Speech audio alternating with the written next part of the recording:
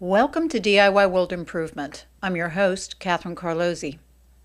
Over the past 3 years, I've introduced WBCR listeners to a diverse group of individuals determined to leave the world a better place than they found it. I call them do-it-yourself world improvers. Passionate, energetic, committed, and creative, they are attuned to the planet's social inequalities, issues, and needs, and have found direct and original ways to address them. Figuring out the how is usually no small feat, and it often takes them outside their comfort zones. But once they start making things happen, they generally can't stop, which is why I periodically check in with past guests to find out what they're up to now and report back to our listeners. I previously reported that the nonprofit founded by Katie Meyler, an irrepressible native of Bernardsville, New Jersey, won the Chase American Giving Awards $1 Million Top Prize last December. Katie's current home turf is the worst slum in Monrovia, Liberia, West Point. She founded More Than Me 5 years ago to get girls off its mean streets, where prostitution is often the only way they can sustain themselves, and into school. Katie put the prize money toward achieving a cherished goal, creating the More Than Me Academy, and she leveraged the prize to raise more money. The Academy opened in early September. Although I saw the videos and the press reports, I wanted to hear from Katie herself, so I caught up with her in Liberia on a rainy night in early October. Katie, September 7th was probably, if I had to guess, one of the best days of your whole life. It was your 31st birthday, but the big deal for that day was it was the day you finally opened your More Than Me Academy. What was the day like? Yeah, it was absolutely the best day of my life. The events leading up to it, the president gave us this donated building, which is bombed out, looted, criminal den. People didn't even want to walk past the building before because it was so dangerous. And we cleared all of the squatters and the criminals out of the building. And then it was a year of reconstruction, and everyone said that we couldn't fix this building. We should knock it down and restart. So, it's been this crazy process of getting this thing up and going. Up to the September 7th school opening, done. There's always those hectic, is it going to be done in time? This paint job isn't done, or this floor, the furniture. But the president was coming for the opening. We had donors flying in from all over. My mother came. I've been working in Liberia for 7 years, and she hasn't been able to afford a ticket to come, so she made it happen. And we had international fellows who are our volunteers here, co-teaching alongside of Liberians. It was just a lot of energy. There were African dances, and there was an amazing speech given by Regina, one of our students, about West Point and how people have forgotten about the kids there, but now this is their opportunity. And it was President Sirleaf being there was an honor. He gave a speech talking about courage and believing in yourself, and then we dedicated the building, and she cut the ribbon. The energy was, it's so thick it's cake, and I'm eating it up. One of our teaching fellows is a Liberian. Her family left during the war, and she was raised in Maryland. She's 23 now, 22, and she's now a volunteer teacher. She's coming back to Liberia. She went to college at NYU. She gave a speech about how she feels like her culture had been ripped from her, stolen, because she couldn't grow up in Liberia because of the war. She talked about her coming back here. Super powerful stuff. The girls actually wrote a rap song. More than me. Can I hear you say more than me? And it's like on the radio all over Liberia. And so they sang that for the president. And they got up in her face. I was like, oh my gosh, these girls are bold. The timing of the opening of the school was important for another reason. Liberia just celebrated the 10th anniversary of the end of that brutal civil war. Was that a deliberate timing? No, but I think it's really beautiful that happened. And because the war has been over for 10 years, our younger children are the first generation in Liberia who haven't experienced war. War went on and off for 14 years. So there were one or two generations that had, they've seen it. Their education was affected by it. And that's really impacts the poverty of Liberia. In fact, there was an article recently about how all of the students in Liberia who applied for college admission this year, and I believe the number was 25,000 students, failed the admission exams. And part of that, and it's not that kids haven't gone to college in Liberia, it's for the first time the playing field was leveled, and it was on the basis of grades and ability, not who you know or what your connections were or how much money you had. So your school is going to be providing a leg up for some of the most vulnerable and underprivileged citizens, the girls who would otherwise be on the street. Exactly. They don't know anybody. We specifically target those girls who are the most at risk. So absolutely, there's issues with it. We're like considered one of the best schools in the country. I mean, after the American school, which is like $15,000 a year tuition, we're the only school that has American teachers. Well, there's Peace Corps workers here scattered throughout the countryside, but we're fully, every classroom has a U.S. teacher co-teaching with Liberians. Because of that, there's a lot of jealousy towards our girls.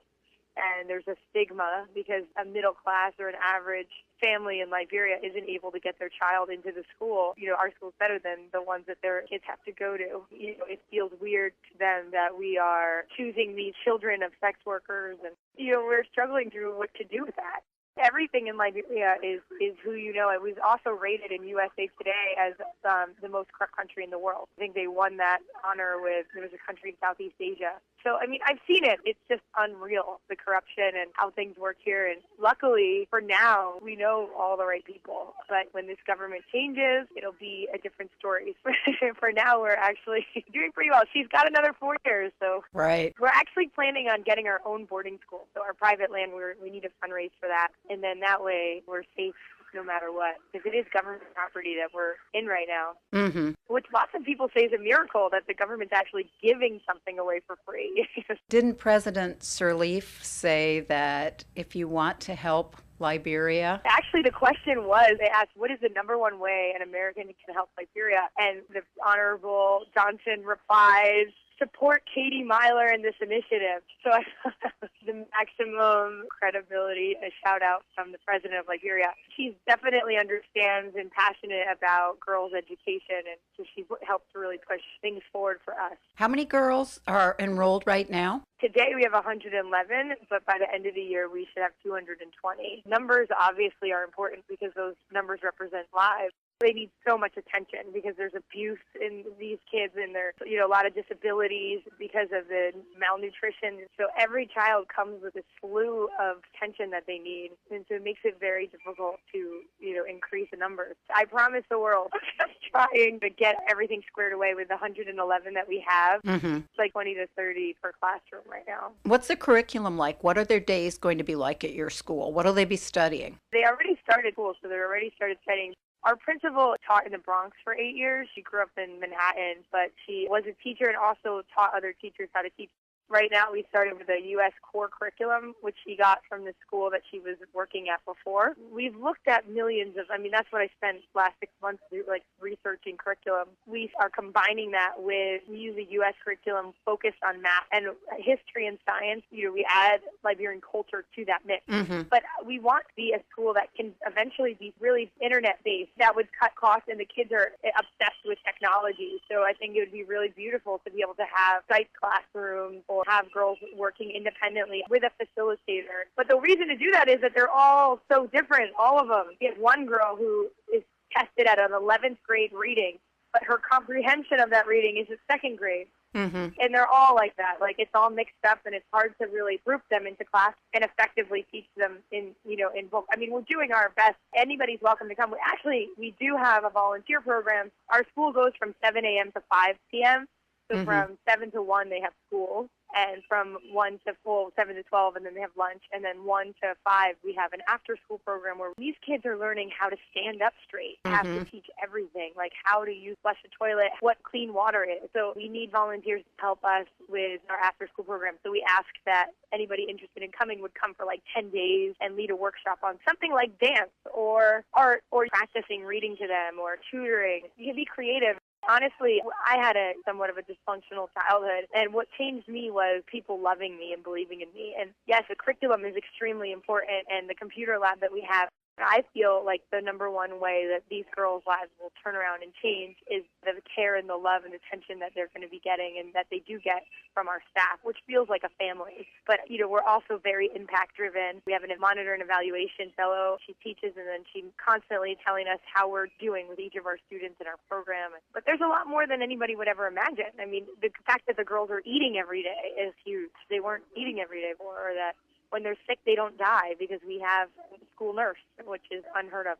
On your blog post, one of the things you mentioned that kind of caught my attention was that someone gave you a purse for your birthday and you were out one night and the purse got stolen with your cell phone, your wallet, your credit cards. That story sort of seemed like a slice of life, but also provided perspective on what it is that you're accomplishing. I was out with some friends, had my purse on the chair next to me, and my fate was gone. It was sad, but I couldn't do anything about it. So I was traveling to the States the next day for a fundraiser, and I got an email from one of my staff members here that says, Katie, you're not going to believe this, but a woman showed up with your purse and your iPhone and everything is there. And she's like, when I asked her why did she return it, she said she herself is a sex worker and so is her friend who stole the purse. And when her friend took the purse, they looked through it and they found my business cards, which have a picture of the academy on it. Mm-hmm. And when they saw that, the friend told the other friend, that stole the purse, we have to give this purse back. Told her what the school is all about. They convinced her to give the purse back. My friend said, why did you do this? And she said, well, if we had had an academy like this when we were younger, we wouldn't have to be doing what we're doing today. And so bringing this back on behalf of our little sisters who are at your school. And I cried when I read that. Unreal. I mean, an iPhone in Liberia, iPhone 5, you get $800 to $900 for it. Like, it's more expensive here than the States. An average night with a man at the place that these women were at is less than $5 US. So it really puts things into perspective. It feels like the Liberian people themselves just so behind this. The thing is, organizations get very big. You can't be on the ground all the way at the bottom choosing the children, so you let it go to somebody else. It's a lot of work. We actually are on the ground looking under canoes at night for children sleeping there, going into brothels, going into video clubs, looking for little girls that are standing there at night. During the day when school's going on, we combing the streets looking for girls that are selling cold water on their heads. 5 years old, 4 years old kids are selling here. Well, we put our phone number in their bucket on their head, and they call us and we register them for school. And also we work with community leaders to identify the children. But McIntosh, who pretty much runs the program in West Point, is born and raised there. He was a child soldier himself. His ex-wife was a sex worker herself. So we feel like we're really able to touch the heart of the problem because we're so, on the ground. Well, Katie, happy belated birthday, and I hope your next 3 decades are as amazing as the first 3. Thank you very much. Katie and More Than Me have given these girls a precious gift, the gift of choice. Thank you for joining us today. Check out future editions of DIY World Improvement on WBCR, Bloomfield College Radio.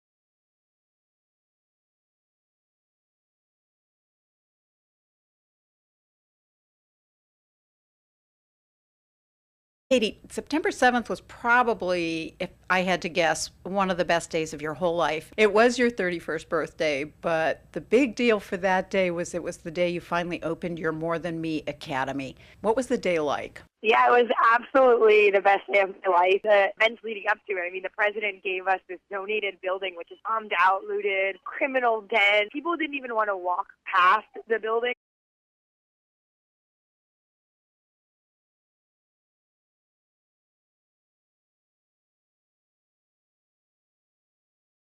Welcome to DIY World Improvement. I'm your host, Catherine Carlozzi. Over the past 3 years, I've introduced WBCR listeners to a diverse group of individuals determined to leave the world a better place than they found it. I call them do-it-yourself world improvers. Find out what they're up to now and report back to our listeners.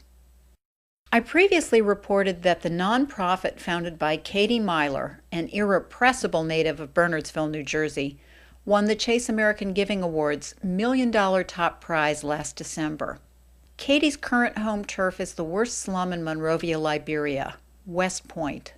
She founded More Than Me 5 years ago to get girls off its mean streets, where prostitution is often the only way they can sustain themselves, and into school. Katie put the prize money toward achieving a cherished goal, creating the More Than Me Academy, and she leveraged the prize to raise more money. The Academy opened in early September. Although I saw the videos and the press reports, I wanted to hear from Katie herself, so I caught up with her in Liberia on a rainy night in early October. Passionate, energetic, committed, and creative, they are attuned to the planet's social inequalities, issues, and needs, and have found direct and original ways to address them. Figuring out the how is usually no small feat, and it often takes them outside their comfort zones. But once they start making things happen, they generally can't stop, which is why I periodically check in with past guests to find